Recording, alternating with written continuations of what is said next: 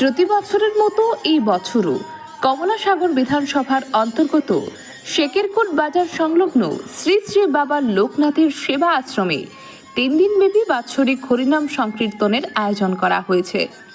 স্থানীয় এলাকাবাসীদের উদ্যোগে প্রতি বছরই শ্রী শ্রী বাবা লোকনাথ সেবা আশ্রমে হরিনাম সংকীর্তনের অনুষ্ঠান অনুষ্ঠিত হয়ে আসছে।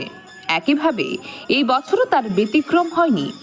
3 দিনব্যাপী এই হরিনাম সংকীর্তন বৃহস্পতিবার ছিল তার তৃতীয় দিন, আর এই তৃতীয় দিনে উৎসব কমিটির পক্ষ থেকে মহাপ্রসাদের আয়োজন করা হয়েছে। উৎসব কমিটির পক্ষ থেকে জানা গেছে 3 দিনব্যাপী এই হরিনাম সংকীর্তনের সমাপ্তি ঘটবে। অন্যান্য বছরের মতো এই বছরও 3 দিনব্যাপী এই হরিনাম সংকীর্তন, তার জন্য বেশ কয়েকটি এলাকা থেকে ভক্তবৃন্দরা এই হরিনাম সংকীর্তন উপভোগ করতে আসেন। বৃহস্পতিবার বিকেল থেকেই মহাপ্রসাদ বিতরণের কর্মসূচি করা হবে।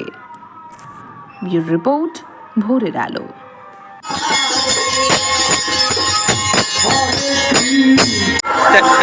এই উৎসবটা কি আপনার এখানে প্রতি বছর হয়? আজকে থেকে প্রায় 24 বছর আগে থেকে আমরা এটা স্থাপন করছি। বাবা শ্রী শ্রী বাবা লোকনাথের আবির্ভাব দিবসই বলতে আমরা এটা বাৎসরিক উৎসব করে আসছি। কয় দিনের এই উৎসবটা? এই উৎসব 3 দিনের, 17 তারিখ আহু দিবস, 18 তারিখ তাদের জন্ম দিবস, 19 তারিখও তাদের এই উপলক্ষে আমরা উৎসব পালন করি।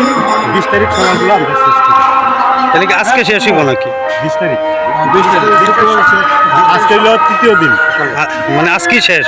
আজকে আচ্ছা, লোকজন কিরকম হয় এই উৎসবে? যেহেতু এলাকাটা অনেক বড়, আমরা বিভিন্ন এলাকার থেকে কালেকশন আনি, সবাই সাহায্য নিই, সবাইকে কালেকশন আনার উপযোগী তাদের নিমন্ত্রণ করি।